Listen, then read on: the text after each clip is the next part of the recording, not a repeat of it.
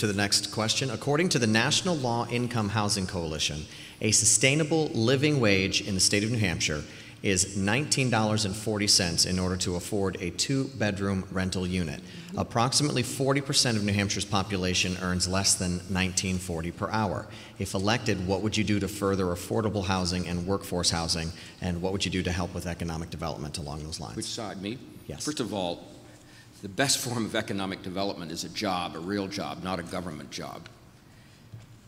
Companies hiring people in a growing economy provide funds for communities, funds for tax revenues, funds for housing, funds for living, funds to buy the products that the companies are making. And the fundamental problem that we face today is that we are stuck at a 9.5, 9.7% unemployment, and there's no hope in sight for a change unless we have a change in approach.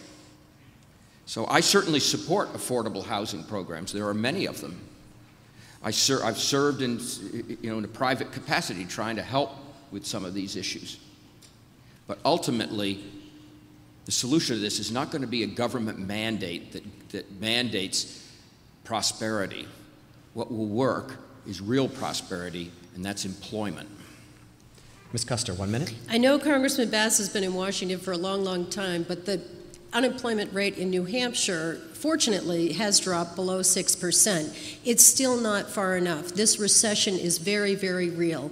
And as I've said repeatedly, I've met families all across this district whose lives are really hurting. People who need help. And so I believe in helping with affordable housing.